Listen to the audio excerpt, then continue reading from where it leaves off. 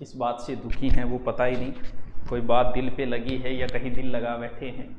अभी बड़ा चिंता का विषय, बहुत सारे मैसेज आए किनके, सिर्फ नए बच्चों को ज़्यादा डर लगता है, तो उनके बहुत सारे मैसेज आए, गुरुजी अब हमारा पढ़ना के फायदे है, अब तो एलिजिबल कर दियो, पुरानियाँ आ गया, मांगा तो नंबर ही बहुत है। इस तरीके के बहुत सारे प्रश्न आए। तो आज हम इस चीज़ पे चर्चा करते हैं कि जो सीटेट लागू किया है, उसको जो आजीवन किया गया है, लाइफ टाइम किया गया है, वो राजस्थान में लागू हो सकता है कि नहीं हो सकता, होगा तो क्या प्रभाव होगा, होना चाहिए कि नहीं होना चाहिए। हम चर्चा तो करें कि अगर होगा कि नहीं होगा, हो सकता है कि नहीं हो सकता।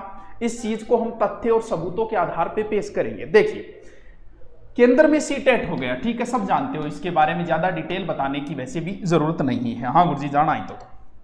और इसी के तर्ज पे हमने राज्य में क्या लागू कर दिया, भले ही उसे आप आरटेट बोल दो और भले ही उसे रीट बोल दो, क्योंकि गंगाधर है और ये शक्तिमान है, बात एक ही है, दोनों में कोई अंतर नहीं है। देखिए, सीटेट का क्या है, सीटेट जो है वो 7 ईयर के लिए वैलिड था। कितने ईयर के लिए? 7 ईयर। और अब उसे क्या कर दिया गया, मीटिंग वगैरह हुई, वो क्या हुई, उनकी तारीखों से हमें क्या उचित है, अभी हुई होगी, अभी 2020 में हुई, 2020 में हुई थी शायद, जब भी हुई, और इसे अब कह दिया कि इसे लाइफ टाइम कर दिया गया। ठीक है जी, लाइफ टाइम कर दिया गया। पहले ये क्या था, ये सिर्फ एक क्वालिफिकेशन, आपको सिर्फ पास करना है इसको, सीटेट को, ना कि इसके आधार पे केंद्र में नौकरी मिलती थी, मार्क्स वगैरह काम नहीं आते थे, सिर्फ आपको इसको पास करना था। बोल भी बार बार क्यों परेशान कर रहे हो इन मास्टरों को, ये ऐसे ही बहुत दुखी है, तो इनको बार बार परेशान मत करो, जिसने एक बार पास कर लिया, ये क्वालिफिकेशन है यार, इसको बार बार क्या बुला रहे हो, तो इसको कर दिया। ये लो जी, ये तो हो गया काम। अब इसी की तर्ज पे राजस्थान में ये चीजें लागू हुई। राजस्थान में इसका नाम ये कर दिया गया, आरटेट कर दिया गया, या फिर कभी आरटेट कभी रीट, ये सिर्फ सरकार इसके ऊपर राजनीति कर रही है और कुछ नहीं। तो इसे नाम चेंज करती गई है, हर सरकार इसका नाम चेंज करती है, कोई बात नहीं, भी कर दी, बात एक ही है। केंद्र में कितना था ये, 7 साल था, राज्य में कितना है, 3 ईयर। इसका मतलब केंद्र और राज्य के रूल तो भिन्न भिन्न कैसे हो गए भाई? इसलिए हो गए क्योंकि शिक्षा विषय समवर्ती सूची का है, तो राज्य भी अपने नियम इसके ऊपर बना सकती है। यानी जो नियम केंद्र पे लगा वो राज्य में नहीं लगा, या 7 साल या 3 साल, वहां पर तो सिर्फ आपको पास करना था। और राजस्थान में क्या कर रखा है, इसी के नंबरों के आधार पर नौकरी दे रहे हैं। इसका मतलब इन दोनों चीजों में भी भिन्न है, इसका मतलब भिन्न तो हो सकता है। तो ये तो कतई जरूरी नहीं है कि जो चीज राज्य में जो लागू किया, केंद्र में जो लागू किया है, वो राज्य के अंदर लागू करे। क्यों? क्योंकि यहां पर मार्क्स नहीं जुड़ रहे हैं, यहां मार्क्स जुड़ रहे हैं, यहां 7 साल है, यहां 3 साल है, तो जरूरी थोड़ी है कि केंद्र ने जो रूल लागू किया लाइफ टाइम वाला, वो हमारा राज्य करेगा, कोई जरूरी नहीं है। क्यों? क्योंकि ये तथ्यों के आधार पर हम कह रहे हैं कि दोनों चीजें भिन्न हो सकती हैं। दूसरी बात यह कि हमारे जो है 3rd ग्रेड की विज्ञप्ति जारी हो चुकी है, और नियम ये बाद में आए। आपने ऐसा कानून तो मतलब जैसे एक नहीं होता क्या, धाराओं में नहीं होता क्या, जिस समय का जो अपराध किया गया सजा उसी के आधार पे मिलती है। यानी इसकी विज्ञप्ति जारी हो चुकी है, तो सरकार के पास एक बहाना भी है, बोल जी हमने विज्ञप्ति जारी कर दी है, हम ये रूल अगली बार में लगाएंगे, अभी नहीं लगाएंगे। क्यों? क्योंकि अगर इस रूल को सरकार अगर राज्य के अंदर कन्वर्ट करे तो भाई साहब प्रोसेस बहुत लंबी हो जाती है।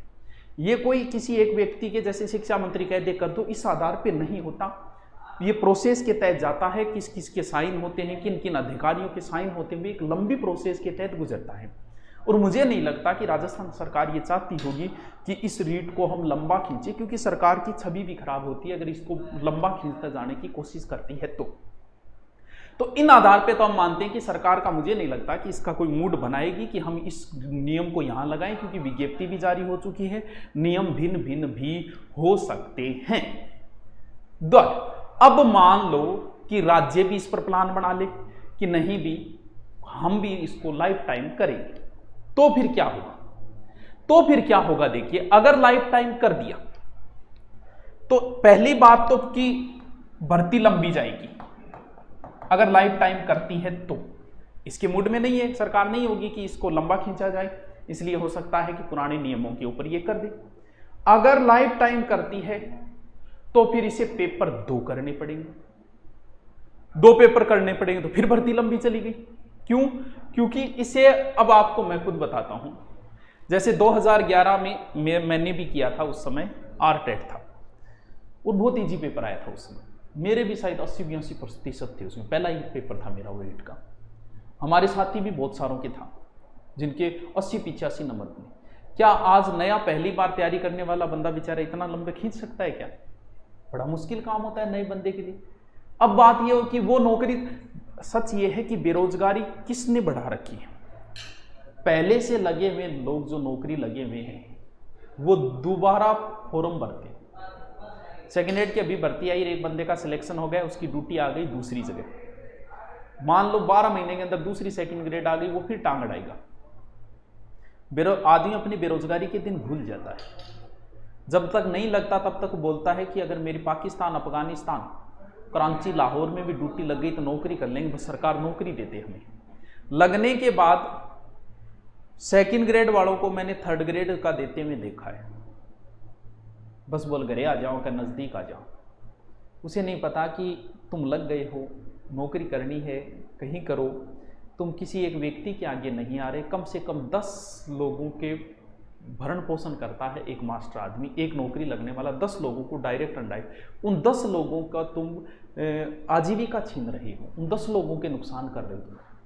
अब क्या होता है, अब कुछ से अभी देखा, कुछ कह रहे हैं कि बोल सर फिर ऐसा कर दिया जाए कि जो उसके आधार पे मान लो जो लग गई उनको फिर उनके लिए नियम बना दो कि उनको, चलो मान लिया कि थर्ड ग्रेड कोई लग गया, वो 2011 वाली सिक्के जिसके 85% थे वो लग गया, और उसके लिए ये नियम आपने बना दिया। कोई बात नहीं, मान लो बन गया ऐसा नियम।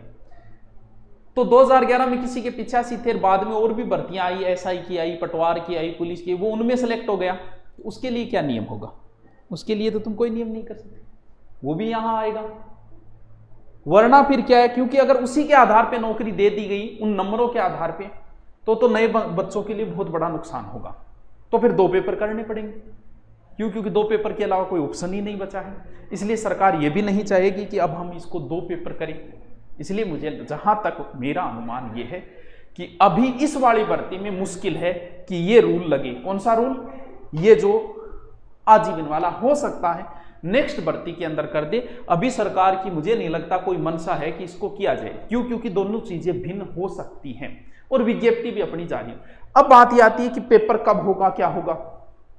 मान लो कि सरकार आज ही ठान ले और हनुमान जी की तरह दृढ़ निश्चय कर ले कि रातों रात ही मैं संजीवनी बूटी लाऊंगा। सरकार दृढ़ निश्चय कर ले कि मुझसे जितना जल्दी होगा मैं पेपर करवाऊंगा, तो भी देखो कितना वक्त लगेगा।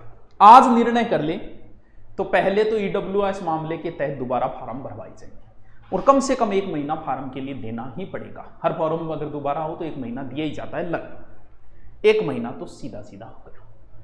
इतने में वो सेकेंड ईयर वाले आ गए, बोल भाई मैं थारो के गलत करे, मानने भी तो शामिल करो, आगे तो भर्ती के कब आओ। उनको शामिल करते ही एग्जाम का एक रूल होता है कि एग्जाम तारीख जो है वो कम से कम 40 दिन पहले बतानी पड़ती है। ये लगभग की 40-45 दिन, 1.5 महीने पहले बताओ। तो ऐसे करें तो 3 महीने तो सीधे सीधे ही हो गए। क्या चल रहा है, जून जुलाई अगस्त, यानी 3 महीने तो सीधे सीधे मिल गए। फिर आगे क्या? इसका मतलब सितंबर में चांसेस हो सकते हैं। फिर जब कोरोना जैसी महामारी के अंदर 10वीं बारी के पेपर भी कैंसिल कर दिए तो अभी कराने के हो सकता है 2-3 महीने, यानी कम से कम 2-3 महीने मान के चलो। आप 2-3 महीने मान के अपनी तैयारी करो। पुराने वाले बच्चे जो हैं वो कोई कोचिंग कर चुका है, कोई ऑनलाइन पढ़ चुका है, कोई ऑफलाइन पढ़ चुका है, वो जो है वो ज़्यादा सोशल साइटों से बचते हुए आपको जो चीज़ नहीं आ रही है सिर्फ वही पढ़ो। ऑब्जेक्टिव ज़्यादा से ज़्यादा निकालो। जैसे आपने टॉपिक पढ़ लिया, जैसे हिंदी का संधि टॉपिक पढ़ लिया, टॉपिक पढ़ने से नहीं होता, संधि आपकी तैयार होगी कि हाँ ये टॉपिक मेरा क्लियर है। अब आज तक के संधि के आए हुए क्वेश्चन निकालो आप ज़्यादा से ज़्यादा। आपको ये भी पता चलेगा कि आपको याद हो रहा है कि नहीं हो रहा है। सबसे बड़ा तो डर यही रहता है, जो बच्चा 8 से 10 घंटे पढ़ता है उसके सबसे दिमाग में यही चलता रहता है, यार मेरे याद हो रहे हो नहीं हो रहे। तो इसको चेक करने का तरीका यही होता है कि तुम ऑब्जेक्टिव निकाल ज़्यादा से ज़्यादा। जो टॉपिक पढ़ा है उसका ऑब्जेक्टिव निकालते रहो, खुद को ही पता चल जाएगा कि हाँ भी आ रहा है कि नहीं। ज़्यादा से ज़्यादा और फोकस जो रखना है आपको रीट में, सिलेक्शन के आधार जो है वो शिक्षण विधियाँ भी है और सिलेक्शन का आधार साइकोलॉजी भी है।